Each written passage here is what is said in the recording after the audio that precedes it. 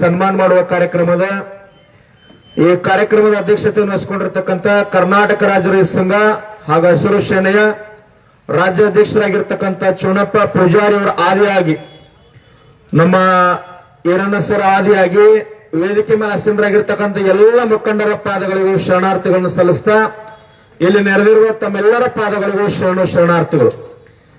ಮೊದಲನೇದಾಗಿ ಇದರೊಳಗೆ ಮೂಡಲ ಅನ್ನೋಕ್ಕಿಂತ ಜ್ಯೋತಿ ಅನ್ನೋ ಶಬ್ದ ಬಹಳ ಅರ್ಥಗರ್ಭಿತದ. ಇಲ್ಲಿಂದ ತಾವು ಈಗಾಗಲೇ ಜ್ಯೋತಿಯನ್ನು ಬೆಳಗಿಸಿರಿ.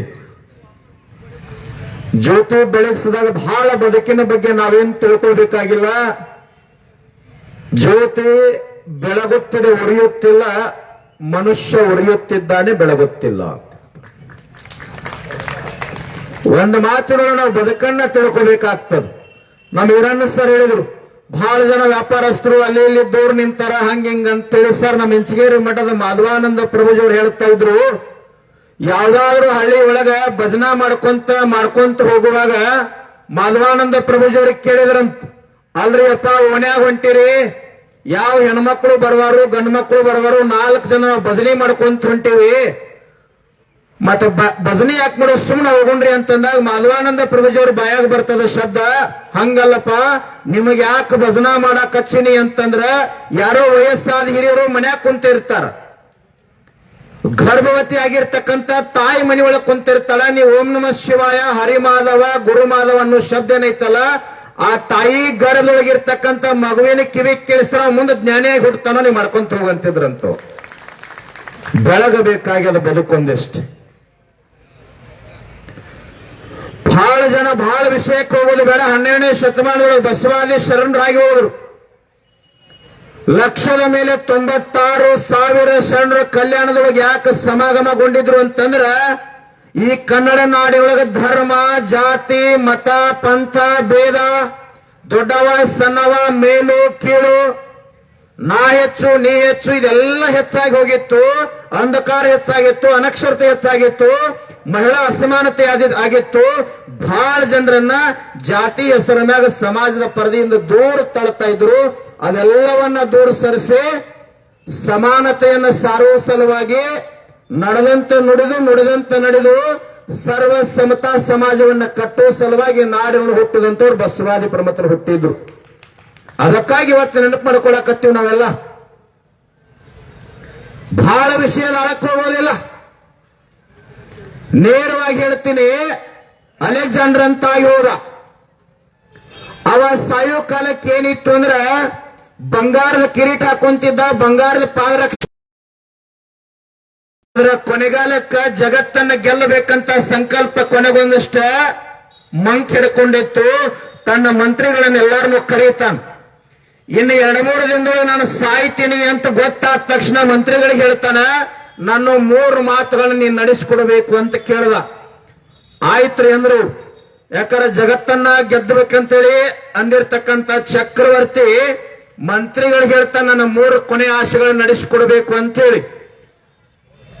ಏನು ಮಾಡಬೇಕು ಅಂತಂದ್ರ, ನಾಳೆ ನಾನು ಸತ್ತಾಗ ನನ್ನ ಹೆಣವನ್ನ ಪೆಟ್ಟಿಗೆ ಒಳಗೆ ಹಾಕ್ತಿರಲ್ಲ, ಅದರೊಳಗೆ 2 ರಂಧ್ರಗಳನ್ನು ತೆಗೆದು 2 ಕೈಗಳನ್ನು ಹೊರಗೆ ಚಾಸ್ರಿ ಅಂತ ಹೇಳ್ದ. 2ನೇ ಹೇಳ್ದ, ನನ್ನ ಹೆಣವನ್ನ ಒಯ್ಯುವಂತ 2 ದಾರಿ ಐತಲ್ಲ, ದಾರಿ ಮಧ್ಯದೊಳಗ 2 ಎಡಕ್ಕ ಬಲಕ್ಕ ಇಷ್ಟು ವರ್ಷ ನಾ ಬಂಗಾರ ಬೆಳ್ಳಿ ಏನು ಗೆದ್ದೀನಿ ಅದನ್ನ ಎಡಕ್ಕ ಬಲಕ್ಕ ಹಾಕಿಡ್ಬೇಕು, ಅದ್ರ ಮಧ್ಯದೊಳಗೆ ನಾನು ಹೆಣ ಒಯ್ಬೇಕು ಅಂದವ. 3ನೇದೊಂದಿತ್ತು ಏನಿತ್ತು ಅಂದ್ರ, ಈ ಜಗತ್ತಿನೊಳಗೆ ಎಷ್ಟೆಷ್ಟು ದೊಡ್ಡ ಜನ ಡಾಕ್ಟರ್ ಅದಾರಲ್ಲ ಅವ್ರೆಲ್ಲರೂ ನಾನು ಹೆಣದ ಪೆಟ್ಟಿಗೆ ಸುತ್ತ ಹಾಕ್ತಿರ್ಬೇಕ, ಸಮಾಧಿ ತನಕ ಹೋಗುತ್ತಕ ಅಂದವ. ಅವಾಗ ಮಂತ್ರಿಗಳಂತಾರ, ಎಂತ ಹುಚ್ಚ ಆಸೆ ಅದರಿ ಅಂದಾಗ ಅಲೆಕ್ಸಾಂಡರ್ ಹೇಳ್ತಾನೆ, ಇದ್ರೊಳಗೆ ಬಹಳ ಸತ್ಯ ಅರ್ಥದ ತಿಳ್ಕೋರಿ ಎಂದವ ಅಲೆಕ್ಸಾಂಡ್ರ. ಯಾಕೆ ಹೆಣದ ಪೆಟ್ಟಿಗೆ ಒಳಗೆ ರಂಧ್ರ ಹಾಕೋರ್ದು 2 ಕೈ ಖಾಲಿ ಬಿಡಂದೇನಿ ಅಂತಂದ್ರ, ಅಲೆಕ್ಸಾಂಡರ್ ಅಂತ ಈ ಜಗತ್ತಿನೊಳಗೆ ಹುಟ್ಟಿದ, ಜಗತ್ತನ್ನ ಗೆದ್ದ, ಲಕ್ಷ ಸೈನಿಕರನ್ನ ಸಂಘಟನೆ ಮಾಡಿದ, ಬಂಗಾರದ ಕಿರೀಟ ಹಾಕೊಂಡ, ಬಂಗಾರದ ಕುರ್ಚಿ ಮ್ಯಾಗ ಕುಂತ, ಅದ್ರ ಹೋಗುವಾಗ ಸೂಜಿ ಮಣಿ ಸಹಿತ ಒಯ್ಲಿಲ್ಲ, ಖಾಲಿ ಕೈಲೆ ಹೊಂಟಾನಂತ ಜಗತ್ತಿಗೆ ಗೊತ್ತಾಗ್ಲಿ ಅಂತ ಹೇಳಿದ್ದವ. 2ನೇದಾಗಿ ನನ್ನ ಹೆಣ ಹೋಗುವಾಗ ಎರಡೂ ಕಡೆ ಯಾಕೆ ಬಂಗಾರ ಪ್ರದರ್ಶನಕ್ಕೀಡ ಅಂತಂದಿನಿ ಅಂದ್ರ ಇಷ್ಟೆಲ್ಲಾ ಬಂಗಾರ ಗೆದ್ದರು ಸಹಿತ ಅಲೆಕ್ಸಾಂಡರ್ ಒಯ್ಲಿಲ್ಲ, ಇಲ್ಲೇ ಬಿಟ್ಟು ಹೊಂಟಾನಂತೇಳಿ ನಮ್ಮ ಜನಕ್ಕೆ ಗೊತ್ತಾಗ್ಲಿ ಅಂತ ಅಲ್ಲಿ ಪ್ರದರ್ಶನಕ್ಕೀಡಂದಿನಿಂದ. ಇದು ಆಯ್ತ್ರಿ, ಓಕೆ. ಆದ್ರ ಡಾಕ್ಟರ್ ಯಾಕೆ ನನ್ನ ಹೆಣದ ಸುತ್ತ ಹಾಕ್ಬೇಕ್ರಿ ಅಂತಂದವ ಮಂತ್ರಿ. ಅವಾಗ ಅಲೆಕ್ಸಾಂಡರ್ ಹೇಳ್ತಾನ, ಹಂಗಲ್ರಿ, ಜಗತ್ತಿನ ಎಷ್ಟೇ ದೊಡ್ಡ ಡಾಕ್ಟರ್ ಆದ್ರೂ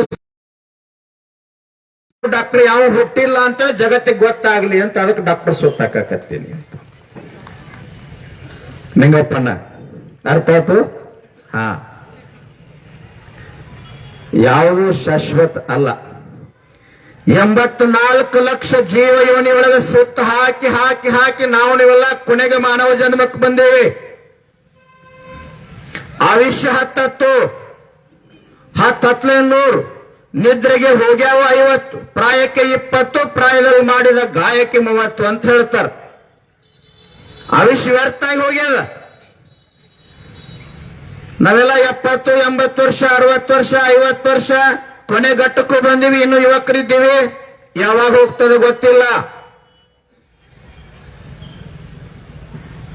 ನಮ್ಮ ಬದುಕು ಹೆಂಗಾಗಬೇಕಂತಂದ್ರ ಇವತ್ತು ನಾಡಿ ನೋಡು, ಜಗತ್ತಿಗೆ ಅನ್ನ ಹಾಕಿರ್ತಕ್ಕಂಥ ಅನ್ನದಾತ ರೈತ, ಅವನ್ ನೆನೆಸ್ನ ಊಟ ಮಾಡಬೇಕು. ಭಗವಂತಗೆ ಏನು ಬೇಡಬೇಕಂದ್ರೆ ನಮ್ಮ ತಟ್ಟಿ ಒಳಗೆ ಬಂದಿರತಕ್ಕಂಥ ಅನ್ನ, ರೊಟ್ಟಿ, ಕಾಯಿಪಲ್ಲೆ ಇದೇನು ಬಂದೈತಲ್ಲ, ಇದು ಯಾವ ರೈತನ ಹೊಲದೊಳಗೆ ಬೆವರು ಸುರಿಸಿ ಆ ರೈತನ ಕುಟುಂಬ ಬೆಳೆದು ನನ್ನ ತಟ್ಟಿ ಒಳಗೆ ಬಂದದಲ್ಲ, ನಾನು ಒಂದು ತುತ್ತು ಬಾಯೊಳಗೆ ಹಾಕುವೊಳಗೆ ಭಗವಂತಗೆ ಏನು ಬೇಡಕ್ಕೆ ತುತ್ತು ಹಾಕಬೇಕು ಅಂತಂದ್ರ, ಯಾವ ರೈತನ ಹೊಲದೊಳಗೆ ಅವ ಬೆವರು ಸುರಿಸಿ ದುಡ್ದಾನಲ್ಲ, ಆ ರೈತನ ಕುಟುಂಬ, ಹೆಂಡತಿ, ಮಕ್ಕಳು ಎಂದೂ ಬಡತನದೊಳಗ ಸಾಲದೊಳಗೆ ನರಳಬಾರ್ದಂಗ ಭಗವಂತ ಆಶೀರ್ವಾದ ಮಾಡು ಅಂತ ಹೇಳಿ ಬೇಡ್ಕೊಂಡು ನಾವು ತುತ್ತು ಬಾಯಿಗೆ ಹಾಕಬೇಕಾಗ್ಯದ. ಇವತ್ತೆಲ್ಲ ಒಕ್ಕಟ್ಟಿನೊಳಗೆ ಬಲ ಅದ ಅಂತ ಹೇಳ್ತಾರ. ಸಮಾಜಕ್ಕಾಗಿ ಬಂದೇವಿ, ಬದುಕನ್ನು ಕಟ್ಟುವ ಸಲುವಾಗಿ ಬಂದೇವಿ, ಅದನ್ನು ನಾವು ಕಾರ್ಯ ಮಾಡಬೇಕಾಗ್ಯದ. ಯಾವುದೂ ಕೂಡ ಶಾಶ್ವತ ಅಲ್ಲ. ಒಂದು ಮಾತು ಹೇಳ್ತೀನಿ, ಇವತ್ತು ಇಂಚಗೇರಿ ಮಠದ ಗುರುಗಳಂತ ನಮ್ಮನ್ನು ಕರೆಸಿರಿ, ಚುನಪ್ಪ ಪೂಜಾರಿ ಅವರು ನಮ್ಮನ್ನು ಇಲ್ಲಿ ಈರಣ್ಣವ್ರು ಅದಾರ. ಅವ್ರು ಬಹಳ ದೊಡ್ಡ ಮನೆ ಕಟ್ಟ್ಯಾರ ಅಂತ ತಿಳ್ಕೊರಿ ಮೂಡಲಿಗೆ ಒಳಗೆ. ಯಪ್ಪ ಮನೆಗೆ ಹೋಗೋಣ ಬರ್ರಿ, ಪೂಜೆ ಮಾಡೋಣ ಬರ್ರಿ ಅಂತ ಕರ್ಕೊಂಡು ಹೋಗ್ತಾರ. ಬಹಳ ದೊಡ್ಡ ಮನೆ ಅದು, ಪೂಜೆ ಮಾಡ್ತೀವಿ. ಬಹಳ ದೊಡ್ಡ ಮನೆ ಕಟ್ಟಿರಿ ಈರಣ್ಣ ಸರ್ ಅಂತ ನಾವ್ ಹೇಳ್ತೀವಿ. ಅವ್ರೇನಂತಾರ, ಯಪ್ಪ ನಮ್ಮದೇನಿಲ್ರಿ, ಎಲ್ಲಾ ನಿಮ್ಮ ಆಶೀರ್ವಾದ, ಇದೆಲ್ಲ ನಿಮ್ಮದಾರಿ ಅಂತಾರ. ಅಂತೀರಿಲ್ರಿ ಮತ್ತ? ಹಾ, ಮತ್ತ ಹಂಗಂದಾರ ಬಾ ಅಂತೇಳಿ ತಗೋರಿ ಪೆನ್ ಪೇಪರ್ ಹಂಗಾರ ಸಹಿ ಮಾಡಂದ್ರ ಕರ್ಸಾರಣ ಮತ್ತೊಮ್ಮೆ ಅವ್ರು. ಹೆಂಗ್ರಿ ಗುರುಗಳ ಗಾಡಿಯಲ್ಲಿ ಹೆಚ್ಚಿರ ಅಂತ ಕೇಳ್ತಾರ ಅವ್ರು. ಹಾ, ಅತಿಥಿಯಾಗಿ ಬಂದೇವಿ, ಅತಿಥಿಯಾಗಿ ಇರ್ಬೇಕು, ಅತಿಥಿಯಾಗಿ ಹೋಗ್ಬೇಕು. ಬಹಳ ಜನ ಬಂದಾರ ಈ ಜಗತ್ತಿನೊಳಗೆ. ವಿಜಯನಗರ ಸಾಮ್ರಾಜ್ಯ ಬಂದದ, ಮೈಸೂರು ಮಹಾರಾಜರು ಬಂದಾರ, ಡಚ್ಚರು ಬಂದಾರ, ಫ್ರೆಂಚರು ಬಂದಾರ, ಬ್ರಿಟಿಷರು ಬಂದಾರ, ಪೋರ್ಚುಗೀಸರು ಬಂದಾರ.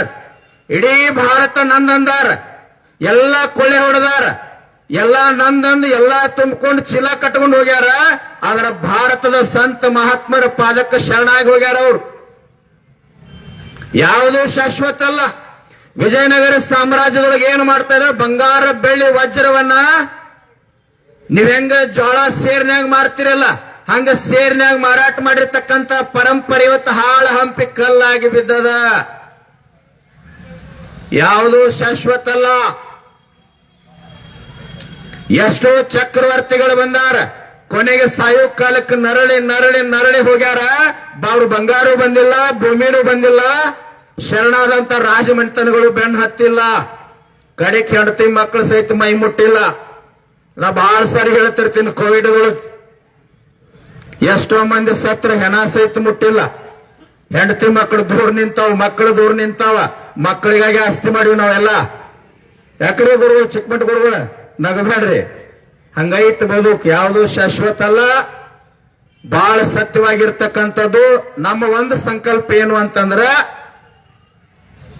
ಒಂದು ಕಾಲಜ್ಞಾನ ಬಹಳ ಸರ ಹೇಳ್ತಿರ್ತೀನಿ, ಇನ್ನೊಂದು ಹೇಳ್ಬಿಡ್ತೀನಿ. ಒಂದು ಕಾಲಜ್ಞಾನ, ಬುದ್ಧಿವಂತರು ಮಕ್ಕಳಿರ, ಭೂಮಿ ಎದ್ದೆದ್ದು ಬಡದಿತ್ತು ಮಕ್ಕಳಿರ, ಹದ್ದು ಕಾಗಿ ಹರ್ಕೊಂಡು ತಿನ್ನುವ ದಿನಮಾನಗಳು ಬರ್ತಾವ ಬಲು ಎಚ್ಚರ, ರೊಕ್ಕದ ಗಡಿಗೆ ಹೊತ್ತೊಯ್ಯುವಾಗ ಬಿಕಿ ಬಿಕಿ ಎತ್ತಿರೋ ಮಕ್ಕಳಿರ ಅಂತ ಕಾಲಜ್ಞಾನ ಹೇಳ್ತದ. ಉಳುವೆ ಚನ್ನ ಬಸವಣ್ಣವ್ರು ಒಂದು ಕಡೆ ಹೇಳ್ತಾರ, ಉಳವಿಯ ಚೆನ್ನನು ಕಲಿಯುವುದೊಳಗೆ ಹುಟ್ಟಿ ಬರುವಾಗ ಜೊಳ್ಳ ಜೊಟ್ಟೆಲ್ಲ ಹಾರಿ ಹೋಗಿ ಗಟ್ಟಿ ಕಾಳಷ್ಟ ಉಳಿತಾವಂತ ಹೇಳೋಣ. ಕೋವಿಡ್ದೊಳಗೂ ಏನೂ ಆಗಲಾರ್ದ ನಾವು ನೀವೆಲ್ಲ ಜೀವಂತ ಅದೀವಿ ಅಂದ್ರ ಇಂಚಗೇರಿ ಸಂಪ್ರದಾಯ ಗುರುಗಳ ಆಶೀರ್ವಾದದಿಂದ, ಹುಬ್ಬಳ್ಳಿ ಸಿದ್ಧಾರೂಢರು ಯಲ್ಲಾಲಿಂಗರ ಆಶೀರ್ವಾದದಿಂದ ನಾವೆಲ್ಲ ಗಟ್ಟಿ ಕಾಳದೀವಿ. ಮತ್ ನಾವೇನು ಬೇಡ್ಬೇಕಾಗೈತಿ? ಏನು ಬೇಡ್ಬೇಕು? ನಾವೆಲ್ಲ ಮೂಡಲಗಿ ಪಟ್ಟಣದ ಜನ ಎಲ್ಲ ಆನಂದ ಇರಬೇಕು, ಕಣ್ಣೀರು ಒರೆಸ್ಬೇಕು. ನಾವೆಲ್ಲ ನಾವು ಖುಷಿ ಇರಬೇಕು, ಸುತ್ತಲಿರದಂತ ಎಲ್ಲಾ ಜನ ಖುಷಿ ಇರ್ಬೇಕಂತೇಳಿ ಭಗವಂತನ ಹತ್ರ ನಾವು ಬೇಡಬೇಕಾಗಿತ್ತು. ನಾವೇನ್ ಬೇಡಕತ್ತೀವಿ? ಮನೆ ಗುಲ್ಬರ್ಗ ಜಿಲ್ಲೆ ಅಫಜಲ್ಪುರ್ ತಾಲೂಕ್ ಗತ್ತರ್ಗಿ ಅಂತ ಒಂದು ದೇವಸ್ಥಾನ ಅದ, ಗತ್ತರ್ಗಿ ಅಂತೇಳಿ. ಆ ದೇವಿಗೆ ಒಂದ್ ತಾಯಿ ಹುಂಡಿ ಒಳಗೆ ಬರದ್ ಹಾಕ್ಯಾಳ 50 ರೂಪಾಯಿ ನೋಟಿನ ಮ್ಯಾಗ. ಏನು ಬರ್ದಾಳಂದ್ರ, ಮುಂದಿನ ಅಮಾಸಿಗೆ ಬರ್ತೀನಿ ತಾಯಿ, 5,000 ರೂಪಾಯಿ ಹಾಕ್ತೀನಿ, ಆದ್ರ ಮುಂದಿನ ಅಮಾಸಿಗೆ ಬರೋದ್ರಂಗ ನಮ್ಮ ಅತ್ತಿ ಮಾವ ಇಬ್ರು ಸಾಯಂಗ ಆಶೀರ್ವಾದ ಮಾಡು. ನಡೆದ್ ಗಟ್ನಾರೆ, ನಾ ಏನ್ ಹೊಸಾದ್ ಹೇಳಾಕತ್ತಿಲ್ಲ. ಈ ಎಲ್ಲಾ ಟ್ರೆಂಡ್ ಹೆಂಗ್ ನಡೆದೈತೆ ಅಂದ್ರ, ಏನ್ ಮಾತಾಡ್ರು ಕಟ್ ಮಾಡೋದು, ಮತ್ತೊಂದು ಹಚ್ಚಿ ಬಿಡೋದು. ನಮ್ಮ ಅಧ್ಯಕ್ಷ ಮನೆ ಯಾವುದೋ ಒಂದು ಊರಾಗ ಪಾಪ ಮಾತನಾಡುವಾಗ ಏನ್ ಮಾತಾಡಿದ್ರಿ? ನಾವು ಎಲ್ಲ ರೈತರದೀವಿ, 1000 ಟನ್ 1,00,000 ಟನ್ ಕಬ್ಬ ಬೆಳಿತೀವಿ, ಎಂತೆಂತವ್ರು ಎಂತೆಂದ್ರ ತಿರ್ಗಾಡತ್ತಾರ, ನಾವು ಅಂದ್ರ ತಿರ್ಗಾಡೋದು ಪಾಪ ಅದ ಹೆಸರು ಹೇಳಿತ್ ನಮ್ಮ ಅಧ್ಯಕ್ಷ. ಅದನ್ನ ಕಟ್ ಮಾಡಿ ಟಿವ್ಯಾಗ ಹಾಕ್ತಾರ. ಯಾಕ್ರಿ? ನಾವು ಬರೀ ಮಂದಿಗೆ ಉತ್ತರ ಕೊಟ್ಟು ಸಾಕಾಗ್ಯದರಿ. ಎಷ್ಟು ಉರ್ಕೋತೈತಪ್ಪ ಜನ, ಏನು ತ್ರಾಸ ಹೊಡೆದೈತಿ ಭೂಮಿ ತಲೆ ಮ್ಯಾಗ. ಹೆಂಗ್ರಿ ಗುರುಗಳು? ಎಂತ ಹುಬ್ಬಳ್ಳಿ ಸಿದ್ಧಾರೂಢ ಅಜ್ಜಗ ಸಾವು ತಪ್ಪಿಲ್ಲ, ಶರೀರಕ್ಕೆ ಸಾವು ಐತೆ. ಇದು ಅತನಿ ಶಿವಗಳು ಬಿಟ್ಟಿಲ್ಲ, ಇಂಚಗೇರಿ ಮಾಧವಾನಂದರಿಗೆ ಬಿಟ್ಟಿಲ್ಲ, ಮುಗಳು ಕೊಡದ ಯಲ್ಲಾಲಿಂಗರಿಗೆ ಬಿಟ್ಟಿಲ್ಲ, ನವಲೂನ ನಾಗಲಿಂಗಪ್ಪ, ಗರಗದ ಮಡಿವಾಳಪ್ಪ, ಶಿಶ್ನಾಳ ಶರೀಫ್ ಅಜ್ಜ, ಹುರ್ಕಾಡ್ಲಿ ಅಜ್ಜ, ಲಡ್ಡು ಮತ್ತೆ ಎಂತೆಂತವ್ರು ಎದ್ದೋಗ್ಯಾರ ಶರೀರ ಬಿಟ್ಟು. ನಾ ಯಾವ ಲೆಕ್ಕ? ಒಂದಿನ ಹೋಗುದು. ಒಮ್ಮೆ ಏನಾಗಿತ್ತು, ಬಹಳ ದೊಡ್ಡ ರಾಜ ಇದ್ದು ಸ್ಪರ್ಧೆ ಇಟ್ಟಿದ್ದ. ಸ್ಪರ್ಧೆ ಯಾರ್ಯಾರಿಗೆ ಇಟ್ಟಿದ್ದಂದ್ರ, ಬಂಗಾರದ ಕಡ್ಗ ನನ್ನ ಕುರ್ಚಿನ ಬಿಟ್ಟು ಕೊಡ್ತೀನಿ, ಒಂದು ಕತ್ತಿಗೆ ಮತ್ತು ನಾಯಿಗೆ ಸ್ಪರ್ಧೆ ಇಟ್ಟಿದ್ದವು. ಮೂಡಲಿಗೆ ಹೊರಗಾಸಿ ಗುರ್ಲಾಪುರ ಕ್ರಾಸ್ ಹಾಕಿ ಹಿಂಗ್ ರೌಂಡ್ ಹಾಕಿ ಸರ್ಕಲ್ ಮ್ಯಾಗ ಇಲ್ಲಿ ಹೊಳ್ಳಿ ಬರ್ಬೇಕ, ಬಂದ್ ಯಾರು ಕುರ್ಚಿ ಮ್ಯಾಗ ಕುಂಡಿರ್ತೀರಿ, ಬಂಗಾರದ ಕುರ್ಚಿ ನನ್ನ ಮಣಿತ ರಾಜ ಮಣಿತನ ಎಲ್ಲ ನಿನಗಂಡು. ರಾಜಾಗೂ ವಿಶ್ವಾಸ ಇತ್ತು, ನಾಯಿನ ಮೊದಲು ಓಡಿ ಬರ್ತದ ಅಂತ ಹೇಳಿ. ಕಟ್ಟಿ ಒಲ್ಲೆ ಅಂತದ, ನಾಯಿ ಸ್ಪೀಡ್ ಬರ್ತದ್ರಿ ನಾವು ಅಲ್ಲೆ ಅಂತ. ತಿಳಿದಿಲ್ಲ ಬೆನ್ನ ಸ್ಪರ್ಧೆ ಮಾಡಂದಾಗ ಎರಡು ಹೋದು. ಕಟ್ಟಿ ಎಲ್ಲಾ ಓಣ್ಯಾಗ ಹಾಸಿ, ಗುರ್ಲಾಪುರ ಕಾಸಿ ಓಣಿಯೊಳಗ ಹಾಸಿ, ಬಂದ ಕುರ್ಚಿ ಮ್ಯಾಗ ಕುಂತು 3 ತಾಸಕ್ಕೆ ನಾಯಿ ಬತ್ತು. ಅಧ್ಯಕ್ಷರ, ಇದರ ಬಹಳ ಅರ್ಥ ಐತೆ, ಕೇಳ್ಕೊರಿ ಜರ. ಅವಾಗ ರಾಜ ಅಂದ, ಅಲ್ಲಪ್ಪ ನೀನ ಮೊದಲು ಬರ್ತೀಯ ಅಂತೇಳಿ ಬಹಳ ಖುಷಿ ಪಟ್ಟು ನಾ ಸ್ಪರ್ಧೆ ಇಟ್ಟಿನಿ, ಕತ್ತಿ ಕುರ್ಚಿ ಬಿಟ್ಟು ಕೊಡುವಂಗ ಆತಲ್ಲ ಅಂದವ. ಅವಾಗ ನಾಯಿ ಅತ್ತ, ಹಂಗಲ್ರಿ ಮಹಾರಾಜ್ರ, ಕತ್ತಿ ಓಣ್ಯಾಗ ಹೋದ್ರ ಅದಕ್ಕ ಯಾರು ಅಡ್ಡ ಆಗಂಗಿಲ್ಲ, ಹಂಗ ಹಿಂಗಾಶ್ ಬಂದ್ ಬಿಟ್ರಿ. ನಾವೊಂದು ಓಣ್ಯಾಗ ಹೋದ ಕೂಡಲೇ 8 ಮಂದಿ ನಮ್ಮ ಸಂಬಂಧಿಕರು ನನ್ನ ಕಡೆಯಾಕ್ ಬಂದ್ರಿ ಎಂದು ಐತಿಲ್ರಿ. ಪಾಂಡವಣ್ಣ ಗೋಪಾಲನ ಕರೆಕ್ಟ್ ಐತಿಲ್ಲ? ಹಾ, ಇದು ಓಣ್ಯಾಗ ಹೋದ ಕೂಡಲೇ ಮತ್ತೆ ಅವ್ರ ಸಂಬಂಧಿಕರು ಎಲ್ಲಾ ನಾಯಿಗಳು ಸುಟ್ಲಾಕಿ ಅದನ್ನ ಕಡಿ, ನಮ್ಮ ಓಣ್ಯಾಗ ಯಾಕೆ ಮತ್ತೆ ಅದು ಕಡಿಯೋದು ನಾಯಿ. ಅದಕ್ಕೆ ಹಂಗಲ್ಲ, ನಮ್ದು ಹಂಗಾಗೈತ್ರಿ. ಏನನ್ನರ ಗುರ್ಲಾಪುರದಾಗ ಹೋರಾಟ ಮಾಡೀವಿ, ನಾವು ಮಾಡಿಲ್ಲ, ನಾವು ಬಿಲ್ಲು ಒಪ್ಕೊಂಡಿಲ್ಲ. ನಾವು ಹೋರಾಟ ಮಾಡಿವಿ, ಕುಂತೀವಿ. ನೀವೆಲ್ಲ ಮೂಡಲಗಿ ಪಟ್ಟಣದ ಏನು ವ್ಯಾಪಾರಸ್ಥರದಿರಲ್ಲ, ನೀವೆಲ್ಲ ಅಂಗಡಿ ಬಂದ್ ಮಾಡಿ, ನೀವೆಲ್ಲ ಪಟ್ಟಿ ಹಾಕಿ ಅನ್ನ ಕೊಟ್ಟು ರೊಟ್ಟಿ ಕೊಟ್ಟು ನೀವು ಬೆಂಬಲ ಕೊಟ್ಟು ಅದನ್ನ ಗೆಲ್ಸಿರಿ ಅಂತೇಳಿ ನಿಮ್ ಪಾದಕ್ಕೆ ಬಂದು ನಮಸ್ಕಾರ ಹೇಳಿ ಧನ್ಯವಾದ ಹೇಳಕ್ ನಿಮ್ ಊರಿಗೆ ಬಂದೀವಿ ನಾವು. ಇಡೀ ಮೂಡಲಗಿ ಪಟ್ಟಣ ಬಂದ್ ಮಾಡಿ ಬೆಂಬಲ ಕೊಟ್ಟಿರಿ. ಇಡೀ ಕರ್ನಾಟಕದಲ್ಲಿ ನೀವು ಹೆಚ್ಚು ಬೆಂಬಲ ಕೊಟ್ಟವ್ರು, ವಕೀಲರು ಕೊಟ್ಟಿರಿ, ವಿದ್ಯಾರ್ಥಿಗಳು ಕೊಟ್ಟಿರಿ, ಎಲ್ಲಾ ಸ್ಕೂಲ್ ಬಂದು ವ್ಯಾಪಾರ ಬಂದ್ ಮಾಡಿ ನೀವು ಒಗ್ಗಟ್ಟಿನಿಂದ ಧರ್ಮಾತೀತ ಪಕ್ಷಾತೀತವಾಗಿ ಬೆಂಬಲ ಕೊಟ್ಟಿರಲ್ಲ, ನಿಮ್ ಪಾದಕ್ಕೆ ಬಿದ್ದು ನಾವೆಲ್ಲರೂ ಧನ್ಯವಾದ ಹೇಳಿಕ್ ಮೂಡಲಿಗೆ ಬಂದೀವಿ. ಇವತ್ತು ನಮಗ್ ಸಾರ್ಥಕ ಆಯ್ತು ಹೋರಾಟ.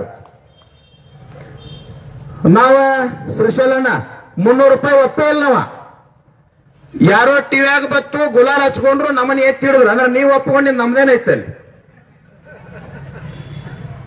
ನಾವೇನ್ ತಹಸೀಲ್ದಾರ್ ಆಫೀಸ್ಗೆ ಹೋಗಿಲ್ಲ, MLA ಹತ್ತಿಕ್ ಹೋಗಿಲ್ಲ, ಜಡ್ಪಿ ಹತ್ತಿಕ್ ಹೋಗಿಲ್ಲ, DC ಆಫೀಸ್ಗೆ ಹೋಗಿಲ್ಲ, ಮುಖ್ಯಮಂತ್ರಿ ಹತ್ತಿಕ್ ಹೋಗಿಲ್ಲ. ಟ್ರ್ಯಾಕ್ಟರ್ ಡಬ್ಬೆ ಗುರ್ಲಾಪುರದಾಗ ಸರ್ಕಾರ ಬಂದದ, ಅಲ್ಲೇ ಒಪ್ಕೊಂಡಾರ ಜನ.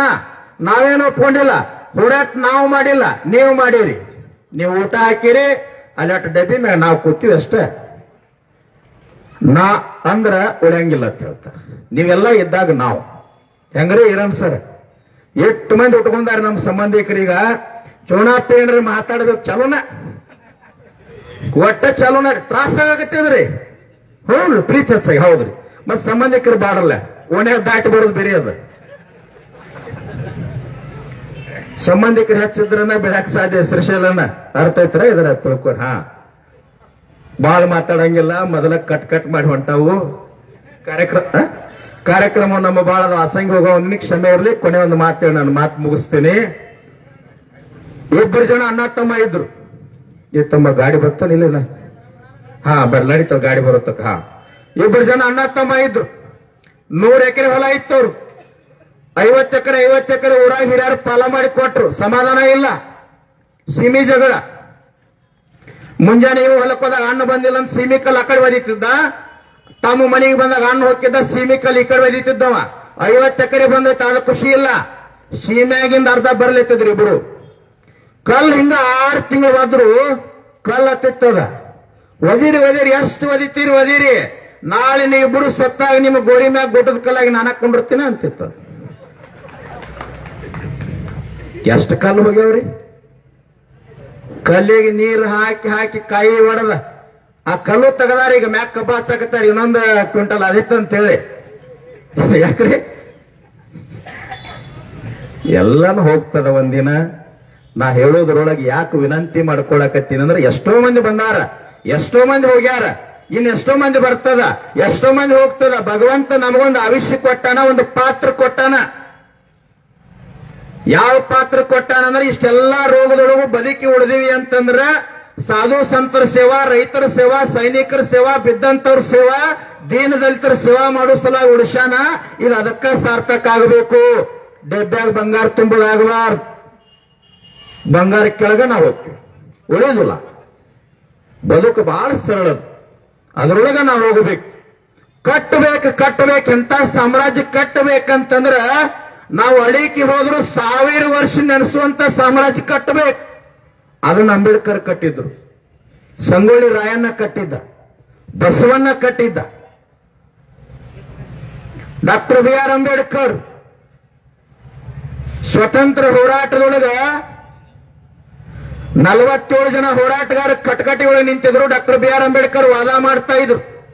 ಮಧ್ಯಾಹ್ನ 1 ಗಂಟೆ ಸಮಯಕ್ಕೆ ಒಂದು ಚೀಟಿ ಬಂದು ಕೊಡ್ತಾರ. ಅದನ್ನ ನೋಡಿ ಓದಿ ಮತ್ತೆ ಚೀಟಿ ಜೇಬಿನೊಳಗೆ ಇಟ್ಕೊಂಡು ವಾದ ಮಾಡ್ಲಿಕ್ಕೆ ಪ್ರಾರಂಭ ಮಾಡ್ತಾರ.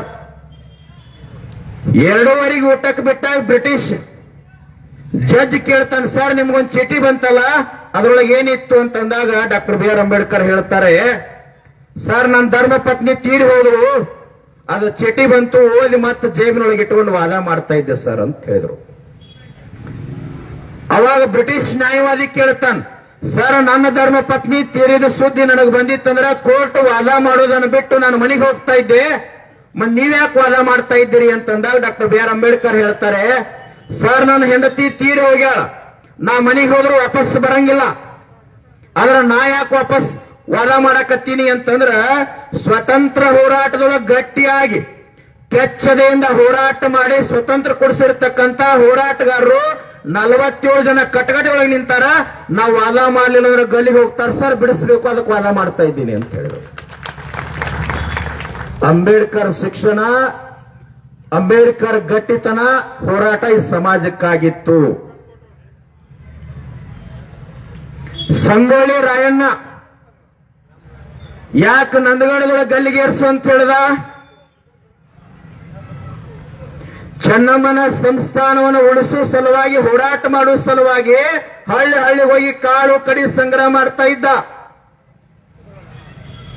ನಂದಗಡದೊಳಗೆ ಹೋಗುವಾಗ ಒಬ್ಬ ತಾಯಿ ತುಂಬಿದ ಕೊಡ ಹೊತ್ಕೊಂಡು ಬರ್ತಾ ಇದ್ರು. ರಾಯಣ್ಣನನ್ನು ನೋಡಿ ಕೊರಳೋಗಿರ್ತಕ್ಕಂಥ ಬಂಗಾರದ ಮಂಗಲ್ಯ ಸರವನ್ನ ಹರಿದು ರಾಯಣ್ಣನ ಕೈಯೊಳಗೆ ಇಟ್ಟು ಬಿಡ್ತಾಳೆ ತಾಯಿ.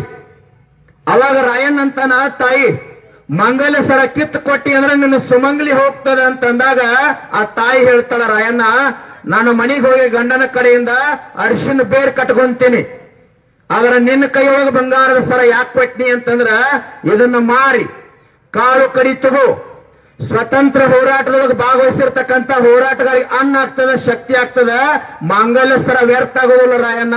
ಇದನ್ನ ನಿನ್ನ ಕೈಯೊಳಗೆ ಕೊಟ್ಟಿವಿ ಅಂತಂದ್ರ ಇಡೀ ಕಿತ್ತೂರು ನಾಡಿನ ಹೆಣ್ಮಕ್ಳೆಲ್ಲ ಸುಮಂಗಲಿ ಆಗಿರ್ತಾರ ರಾಯಣ್ಣ, ತಗೋ ಅಂತ ಹೇಳಿ ಕೊಟ್ಬಿಟ್ರು. ಅದಕ್ಕಾಗಿ ನಂದಗಡದೊಳಗೆ ನನ್ನ ಗಲ್ಲಿಗೇರಿಸ್ರಿ ಅಂತ ರಾಯಣ್ಣ ಹೇಳ್ತಾರೆ. ಇನ್ನ 1000 ವರ್ಷ ಆಗ್ಲಿ, 1,00,000 ವರ್ಷ ಆಗ್ಲಿ ರಾಯನ್ ನೆನೆಸ್ತಾರ, ಬಸವನ್ ನೆನೆಸ್ತಾರ, ಬುದ್ಧನನ್ನು ನೆನೆಸ್ತಾರ, ಕೊಂಡೆ ಮಂಚನನ್ನು ಮರೀತಾರೆ. ಸಿದ್ಧಾರೂಢರಿಗೆ ಯಾರೋ ಒಬ್ರು ವಿಷಯ ಹಾಕಿದ್ರ ಶ್ರೀಶೈಲನ್ನ, ಶಾರದಮ್ಮ ಅಂತೇಳಿ 2 ಬಂಗಾರದ ಬಳಿ 4 ಎಕರೆ ಆಸ್ತಿಗಾಗಿ. 2ನೇ ಸಾರಿ ವಿಷ ಹಾಕಕ್ ಬಂದಾಗ ಸಿದ್ಧಾರೂಢರು ಹೇಳಿದ್ರಂತ, ತಾಯಿ ನಿನ್ನೆ ಪಾಯಸದೊಳಗೆ ವಿಷ ಹಾಕಿ ಕೊಟ್ಟಿಯಲ್ಲ, ಬಹಳ ಕಾರ್ಕೋಟಕೈತು, ಮೈಯೆಲ್ಲ ಉರಿತು, ಬೇರೆ ರಾತ್ರಿ ಒಂದಿಷ್ಟು ಕಡಿಮೆ ಹಾಕಿ ಕೊಡ್ಬೇಕಿಲ್ಲ ಅಂತಂದಾಗ ಶಾರದಮ್ಮ ಅಂದಳು, ನನ್ನ ಸಿದ್ಧಾರೂಢರಿಗೆ ಗೊತ್ತಾಗ್ಯದ, ಅವ್ರ ಭಕ್ತರೆಲ್ಲ ಹೊಡೆದು ಸಾಯಿಸ್ತಾರ ಅಂತಂದಾಗ ಸಿದ್ಧಾರೂಢರು ಅಂದ್ರಂತ, ತಾಯಿ ನಿನಗೆ ಯಾರು ಏನು ಮಾಡಂಗಿಲ್ಲ, ಯಾರಿಗೆ ಹೇಳಂಗಿಲ್ಲ, ನಿನಗ ಆಶೀರ್ವಾದ ಐತೆ ಅಂತ ಹೇಳಿದ್ರು. ಹೆಂಗಂದ್ರ ರೋಡಿಯೊಳಗೆ ಆರೂಢರಾಗಿರ್ತಕ್ಕಂಥ ಸಿದ್ಧಾರೂಢರಿಗೆ ವಿಷ ಹಾಕಿದ್ರು ಸಾಯ್ಲಿಲ್ಲ ಅಂತೇಳಿ ಸಿದ್ಧಾರೂಢರ ಇತಿಹಾಸ ಭೂಮಿ ತೆಲುಮಿಗೆ ಎಷ್ಟು ಜೀವಂತ ಇರ್ತೈತಲ್ಲ ಅಲ್ಲಿ ಮಟ್ಟ ನಿಂದು ಜೀವಂತ ಇರ್ತೈತಿ, ಹೋಗ್ತಾ ಈ ಮನೆ ಬೆಳಗ್ಲಿ ಅಂತ ಹೇಳಿದ್ರು. ಅದಕ್ಕಾಗಿ ಅವ್ರು ನೆನೆಸ್ತೀವಿ. ಹೆಂಗ ನೆನೆಸಬೇಕು ಅಂತಂದ್ರ, ಬಿದ್ದಾಗ ಯಾಕೆ ಬಸವಣ್ಣನ ಹೆಸರು ತಗೋಣಿ ಅಂತಂದ್ರ, ಬಸವಣ್ಣ 1,96,000 ಜನ ಸಮಾಗಮ ಆಗಿದ್ರು, ಮಂತ್ರಿ ಇದ್ದ, ಏನು ಬೇಕಾದ ಸಂಪತ್ತು ಮಾಡಬೇಕಾಗಿತ್ತು. ಆದ್ರೆ ಒಂದು ಗಳಿಸಿದ್ದ ಬಸವಣ್ಣ, ಏನು ಗಳಿಸಿದ್ದ ಅಂದ್ರ ಇಡೀ ಕನ್ನಡ ನಾಡಿನೊಳಗೆ ಪ್ರತಿಯೊಬ್ಬ ವ್ಯಕ್ತಿಯ ಹೃದಯವನ್ನು ಗೆದ್ದು ಆತ್ಮ ಸಾಮ್ರಾಜ್ಯವನ್ನು ಗಳಿಸಿದ್ದ ಬಸವಣ್ಣ. ಒಮ್ಮೆ ದಾರಿಯೊಳಗೆ ಹೋಗುವಾಗ ಕೆಳವರ್ಗದ ವ್ಯಕ್ತಿಯನ್ನ ಹೊಡೆದು ರಕ್ತ ಸಿಕ್ತ ಮಾಡಿ ದಾರಿಯೊಳಗೆ ಒಗದಾಗ ಆ ವ್ಯಕ್ತಿ ಅರೆ ಪ್ರಜ್ಞಾವಸ್ಥೆ ಒಳಗಿದ್ದ, ಯಾರು ಮುಟ್ಟಿದ್ರು ಗೊತ್ತಾಗ್ತಿರ್ಲಿಲ್ಲ. ಒಬ್ಬ ವ್ಯಕ್ತಿ ಬಂದ ಆ ವ್ಯಕ್ತಿಯನ್ನು ಮುಟ್ಟಿದ ವ್ಯಕ್ತಿ ಯಾರಂತ ಬಿದ್ದವನಿಗೆ ಗೊತ್ತಿರ್ಲಿಲ್ಲ. ಅದ್ರ ಕೆಳಗಿದ್ದ ವ್ಯಕ್ತಿ ಬಾಯಾಗ ಬರ್ತಿತ್ತು, ಬಸವ ಬಸವ ಬಸವಣ್ಣ ಅಂತ ಹೇಳಿ. ಅವಾಗ ಮುಟ್ಟಿದ ವ್ಯಕ್ತಿ ಕೇಳ್ತಾನ, ನಾನೇ ಬಸವಣ್ಣ, ನಾನೇ ಮುಟ್ಟಿನಿ ಅಂತ ನನಗೆ ಹೆಂಗ್ ಗೊತ್ತಾಯ್ತು ಅಂತಂದಾಗ ಬಿದ್ದಿರ್ತಕ್ಕಂಥ ವ್ಯಕ್ತಿ ಹೇಳ್ತಾನ, ಕಲ್ಯಾಣದೊಳಗೆ ಬಿದ್ದಂತವ್ರನ್ನ ಎತ್ತುವಂತ ಬಸವಣ್ಣ ಬಿಟ್ಟು ಮತ್ತಾರು ಬರ್ಲಿಕ್ಕೆ ಸಾಧ್ಯ, ಅದಕ್ಕೆ ಬಸವಣ್ಣ ಅಂದಿನಿ ಅಂತ ಹೇಳಿ. ಅದಕ್ಕಾಗಿ ದಯವಿಟ್ಟು ಸಮಯ ಬಾಳ ಆಯ್ತು, ಸುಶಲನ್ನ ಬಿಡ್ತೀನಿ ಸಾಕ್ರಿ, ಇವಾಗ ನಾನು ಹೋಗ್ತೀನಿ ಬಿಡ್ತೀನಿ. ಬರ್ತೈತ್ರಿ, ಬರುವತ್ತದು ಇರ್ಲಿ. ಇನ್ನೊಂದು ನೆನಪು ಮಾಡಿ ಕೊಟ್ರು, ಲಾಸ್ಟ್ ಒಂದು ಮಾತು ಹೇಳಿ ಬಿಡ್ತೀನಿ. ನಿಂಗಪ್ಪನ ಗಟ್ಟಿತನ ಇರಬೇಕು ಬದುಕಿನ್ಯಾಗ. ಆ ಗಟ್ಟಿತನ ಹೆಂಗಿರ್ಬೇಕಂದ್ರೆ ಗುಡ್ಡು ಸಹಿತ ನಾಶ ಆಗಿ ಹೋಗ್ಬೇಕು, ಆ ಗಟ್ಟಿತನ ಇರಬೇಕು. ಮೂಡಲ್ಗಿಂತ ಪಟ್ಟಣದು ಬಹಳ ದೊಡ್ಡ ಸಿಟಿ, ಊರಾಗ ಬಹಳ ದೊಡ್ಡ ಗೌಡ ಇದ್ದ. ತಪ್ಪು ತಿಳ್ಕೊಂಡ್ರೆ ಮತ್ತೆ ಯಾರ ಗೌಡ್ರು ಇದ್ರು, ನಿಮಗಲ್ಲ, ಬೇರೆ ಕಡೆ ಹೇಳೋದು ಇಲ್ಲಿ ಹೆಸರು ಹೇಳಕತ್ತೀನಿ. ಮತ್ ಆಮೇಲೆ ನಾನು ಹಿಡ್ಕೊಂಡ್ರಿ ವೇದಿಕೆ ಮ್ಯಾಗ. ಬಹಳ ದೊಡ್ಡ ಗೌಡ ಇದ್ದವ, 20 ವರ್ಷ ಆಯ್ತು ಬಂದೂಕ್ ಪರ್ಮಿಷನ್ ಇತ್ತು, ಎಂದೂ ಕೂಡ ಒಂದು ಇಲಿ ಸಹಿತ ಕೊಂದಿರ್ಲಿಲ್ಲವ. 12 ಗಂಟೆಗೆ ಊರಾಗ ಹುಲಿ ಬಂತ್, ಓಡಿ ಮನಿಗೆ ಹೋದ, ಹೆಂಡತಿಗೆ ಹೇಳ್ದ, ಊರೊಳಗೆ ಹುಲಿ ಬಂದದ, ಕೊಂದು ಬರ್ತೀನಿ, ಬಂದೂಕ್ ತಗುತ್ತಾ ಅಂದ. ಅವಾಗ ಹೆಂಡತಿ ಎಷ್ಟು ಖುಷಿ ಆಗ್ತಾಳ, 20 ವರ್ಷ ಆತ್ ನನ್ನ ಗಂಡ ಒಂದು ಇಲಿ ಸಹಿತ ಕೊಂದಿಲ್ಲ, ಇವತ್ತು ಹುಲಿ ಕೊಲ್ಲಾಕ್ ಹೊಂಟಾನಂತೇಳಿ ಬಂದೂಕ್ ತೆಗೆದು ಕೈಯಾಗ ಕೊಟ್ಟು ಹೇಳ್ತಾಳ, ನಿಂದ್ರಿ ಅಂದಳು. ಒಳಗೆ ಹೋಗಿ ಆರತಿ ಹಚ್ಕೊಂಡು ಬಂದ, ಹನಿಗೆ ಸಿಂಧೂರ ಹಚ್ಚಿ ಆರತಿ ಮಾಡಿದ್ರು. ಹುಲಿ ಕೊಂದು ಬರ್ರಿ, ಮೃಷ್ಟಾನ್ನ ಅಡಿಗೆ ಮಾಡ್ತೀನಿ, ಇಬ್ರು ಕೂಡ ಊಟ ಮಾಡೋಣ್ರಿ ಅಂದ್ರು. ಬಹಳ ದೊಡ್ಡ ಮನೆ, ಒಂದ್ 2-3 ತಾಸು ತಾಯಿ ಅಡಿಗೆ ಮನ್ಯಾಗ ಹೋಗಿ ಎಲ್ಲ ಮೃಷ್ಟಾನ್ನ ಮಾಡಿದ್ರು. ಗಂಡ ಬರೋ ದಾರಿ ಕಾಯ್ಬೇಕಂತೇಳಿ ದ್ವಾರ ಬಾಗಿಲಿಗೆ ಬರೋದ್ರೊಳಗ ಹೆಗಲಿಗೆ ಬಂದೂಕ್ ಹಾಕೊಂಡು ಹಂಗ ನಿಂತಿದ್ದೀವ. ಅವಾಗ ಹೆಂಡತಿ ಕೇಳಿದ್ಳ, ಅಲ್ರಿ ಹುಲಿ ಕೊಲ್ಲಾಕ್ ಯಾಕೆ ಹೋಗಿಲ್ರಿ ಅಂತಂದಳು. ಅವಂದ, ಹುಲಿ ಏನೋ ಧೈರ್ಯಲೆ ಕೊಲ್ಬೇಕಂತ ಹೊಂಟಿದ್ದೆ, ಆದ್ರೆ ಎದರ ಮನಿ ನಾಯಿ ನನ್ನ ಕೆಕ್ಕರ್ಸ್ ನೋಡಕತ್ತೈತಿ, ಹೋಗ್ಲಿ ಅಂದವ. ನಿಂಗಪ್ಪನ ಹುಲಿ ಯಾರು, ಇಲಿ ಯಾರು ಬೇಡ. ಅದಕ್ಕ ಬದುಕು ಬಹಳ ಸುಂದರ ಅದ, ಬದುಕು ಬಹಳ ಸುಂದರ ಅದ. ತಾಯಿ ಗರ್ಭದೊಳಗಿದ್ದಾಗ ಒಂದು ಮಾತು ಕೊಟ್ಟು ಬಂದೀವಿ ನಾವು, ನೀವೆಲ್ಲ ಆಸ್ತಿ ಮಾಡ್ತೀನಂತಲ್ಲ, ಬಂಗಾರ 9 ತಿಂಗಳು 9 ದಿನ ತಾಯಿ ಗರ್ಭದೊಳಗೆ ಇರ್ಲಾಕ್ ತ್ರಾಸಾಗಿ, ಮಲಮೂತ್ರ ವಾಸನೆಯೊಳಗೆ ಹೇಸಿಗೆ ಬಂದ ತ್ರಾಸಾಗಿ ಭಗವಂತಿಗೆ ಏನು ಮಾತು ಕೊಟ್ಟಿವಂದ್ರ, ಯಪ್ಪ ಲಘು ಬಗೆಯಿಂದ ಭೂಮಿ ಕಳಿಸ್, ಸಾಯೋ ಕೊನಿ ಮಠ ನೀನು ನಾಮಸ್ಮರಣೆ ಮಾಡಿ ಬದುಕ್ತೀವಿ ಅಂತೇಳಿ ಮಾತು ಕೊಟ್ಟು ಬಂದೀವಿ. ಎಷ್ಟು ಮಂದಿ ಮಾಡಾಕತ್ತೀವಿ, ಮರತೀವಿ. ಈ ಮೂಗಿನಿಂದ ಒಂದು ದಿನಕ್ಕೆ 21,600 ಶ್ವಾಸ ಹೋಗ್ತದ. ವ್ಯರ್ಥ ಆಗಿ ಹೊಂಟದ. ಅದಕ್ಕೆ ವಿಠಲ ಅನ್ರಿ, ಮಾಧವ ಅನ್ರಿ, ಬಸವ ಅನ್ರಿ, ಕನಕ ಅನ್ರಿ, ಯಲ್ಲಾಲಿಂಗ ಅನ್ರಿ, ಶಿವಯೋಗಿ ಅನ್ರಿ, ಸಿದ್ಧಾರೂಢ ಅನ್ರಿ, ಗರಗದ ಮಡಿವಾಳಪ್ಪ ಅನ್ರಿ, ಶರೀಫ ಅನ್ರಿ, ಯಾರ ಹೆಸರಲ್ಲಿ ಕರೆದ್ರು ಸಹಿತ ಭಗವಂತ ಹೋಗಿ ಮುಟ್ಟುತ್ತದ. ಅದ್ರ ಆಯುಷ್ಯ ಬಹಳ ವ್ಯರ್ಥ ಆಗಿ ಹೋಗ್ಯದ. ಆ ವ್ಯರ್ಥ ಆಗಿರ್ತಕ್ಕಂಥ ಆಯುಷ್ಯ ಹೋಗ್ಲಿ, ಏನ್ ಇದ್ದದರೆ ಸಾರ್ಥಕ್ ಮಾಡ್ಕೋಬೇಕಾಗ್ಯದ. ಏನ್ ಮಠದಾಗ ಮಂದಿರದಾಗ ಮಡಿಯಿಂದ ಹೋಗಿ ಕೂತ್ರ ಭಕ್ತಿ ಆಗೋದಿಲ್ಲ. ಇದ್ದಲ್ಲೇ ಇರ್ರಿ, ಕುಂತಲ್ಲೇ ಕುಂಡ್ರಿ. ನಿಂತ ಕುಂತಾಗ ನಡೆಯುವಾಗ, ಕೆಲಸ ಮಾಡುವಾಗ, ತಾವೆಲ್ಲ ರೈತರು ಹೊಲದಾಗ ದುಡಿಯುವಾಗ ಓಂ ನಮಃ ಶಿವಾಯ ಅನ್ರಿ. ಅದಕ್ಕೇನ್ ರೊಕ್ಕ ಕೊಡ್ಬೇಕಾಗಿಲ್ಲ, ಯಾರ ಪರ್ಮಿಷನ್ ತಗೋಬೇಕಾಗಿಲ್ಲ. ಕುಂತಾಗ ನಿಂತಾಗಿದ್ರು ಮನಸ್ಸು ಖಾಲಿ ಅದ. ಇಂಚಗೇರಿ ಸಂಪ್ರದಾಯ ಮನಸ್ಸಿಗೆ ನಾಮ ಕೊಟ್ಟದ. ಅದಕ್ಕೆ ನೀವು ಓಂ ನಮಃ ಶಿವಾಯ ಅನ್ರಿ, ಮಾಧವ ಅನ್ರಿ, ಬಸವ ಅನ್ರಿ, ಬುದ್ಧ ಅನ್ರಿ, ಯಾರ ಹೆಸರಿನಿಂದ ಕರೆದ್ರು ಸಹಿತ ಭಗವಂತ ಹೋಗಿ ಮುಟ್ತದ. ಅದಕ್ಕಾಗಿ ಆಯುಷ್ಯ ವ್ಯರ್ಥ ಮಾಡ್ಕೊಳ್ಳಾರ್ದ ಏನ್ ಮಾಡಬೇಕಂದ್ರೆ ದಿನನಿತ್ಯ ನಾಮಸ್ಮರಣೆ ಮಾಡಿ ಇರುವಂತ ಆಯುಷ್ಯವನ್ನ ಬಿದ್ದಂತವ್ರು ಸೇವಾ ಮಾಡುವ ಸಲುವಾಗಿ, ಕಣ್ಣೀರು ವರ್ಷ ಸಲುವಾಗಿ ನಾವು ಸಾರ್ಥಕ್ ಮಾಡ್ಕೊಳ್ಳೋಣ ಅಂತ ಹೇಳಿ ಕೊನೆ ಒಂದು ಮಾತು. ಮೊನ್ನೆ ನಮ್ಮ ಅಧ್ಯಕ್ಷರು ವಿಧಾನಸಭೆ ಒಳಗೆ ಸಿದ್ದರಾಮಯ್ಯನವ್ರಿಗೆ ಕೇಳ್ಯಾರ, ಈಗ ನೌಕರಸ್ಥರಿಗೆ 60 ವರ್ಷ ಆದ ನಂತರ ಪೆನ್ಷನ್ ಬರ್ತೈತಲ್ಲ, ಅವ್ರು ಆರಾಮ್ ಇರ್ತಾರೆ ಜೀವನ ಮಾಡ್ಲಿಕ್ಕೆ. ಮತ್ ನಮ್ ರೈತರು 60 ವರ್ಷ ಆದ ನಂತರ ಕೈಕಾಲು ಹೋಗ್ತಾವ, ಕಣ್ಣ ಮಂಜ್ ಕಾಣ್ತಾವ, ವಯಸ್ಸಾಕೈತಿ. ಅದಕ್ಕೆ ನಾವೇನ್ ಕೇಳಿವಂತಂದ್ರ 60 ವರ್ಷ ಆಗಿರ್ತಕ್ಕಂಥ ಗಂಡ ಹೆಂಡತಿ ಇರ್ತಕ್ಕಂಥ ರೈತ ಕುಟುಂಬಕ್ಕೆ ಒಂದು ತಿಂಗಳಿಗೆ 10,000 ರೂಪಾಯಿ ಪೆನ್ಷನ್ ಕೊಡ್ಬೇಕಂತ ಕೇಳಿವಿ. ಪೆನ್ಷನ್ ಬರ್ತಾರ, ನಾವು ಆರಾಮ್ ಇರ್ತೇವೆ. ದವಾಖಾನಿ ತೋರಿಸ್ತಾರ, ಮಕ್ಕಳು 1ನೇ ತಾರೀಕು 10,000 ರೂಪಾಯಿ ಅಪ್ಪಂದು ಬರ್ತದಂದ್ರೆ ಕೈಕಾಲು ಓದ್ತಾರ, ಸೇವಾ ಮಾಡ್ತಾರ, ಏನ್ ಬೇಕಾದ್ ಕೊಡಿಸ್ತಾರ. ಇಲ್ಲಾಂದ್ರೆ ಕಬ್ಬಿನ ಬಿಲ್ ಬಂದ್ ತಡಿಯತ್ತಾರ. ಹೌದಲ್ರಿ? ಆ ಪೆನ್ಷನ್ ಬರುವಂಗ್ ಕೇಳಾಕತ್ತೀವಿ. ನಿಮ್ದೆಲ್ಲ ಸಹಕಾರ ಇರ್ಲಿ. ಹೋರಾಟ ಅಂತ ಬಂದಾಗ ಧರ್ಮ, ಜಾತಿ, ಪಂಥ, ಪಕ್ಷ ಅದೆಲ್ಲವನ್ನ ದೂರ ಸರಿಸಿ ನಾವು ನೀವೆಲ್ಲ ಒಕ್ಕಟ್ಟಾದೀವಿ ಅಂದ್ರ ಎಲ್ಲದಕ್ಕೂ ಬೆಲೆ ತಗೊಳಕ್ ಸಾಧ್ಯ ಐತಿ, ನ್ಯಾಯ ಪಡ್ಕೊಳಕ್ ಸಾಧ್ಯ ಐತಿ. ಗಟ್ಟಿತನದಿಂದ ಹೆಜ್ಜೆ ಇಟ್ರ ದೇವರೇ ಬೆಟ್ಟಕ್ಕಂತ ಹೇಳ್ಯಾರ. ತಾವೆಲ್ಲ ಗಟ್ಟಿ ಆದಕ್ಕ ಸರ್ಕಾರ ಗುರ್ಲಾಪುರಕ್ಕೆ ಬಂದೈತಿ. ಇದೆಲ್ಲ ನಿಮ್ಮ ಗೆಲುವದ, ನಾನು ನಂದು ಅಲ್ಲ, ಸರ್ವ ಸಮಾಜದ ಗೆಲುವು ಅಂತ ಹೇಳಿ ನನ್ನೆರಡು ಮಾತುಗಳನ್ನು ತಮ್ಮೆಲ್ಲರ ಪಾದಕರ್ತ.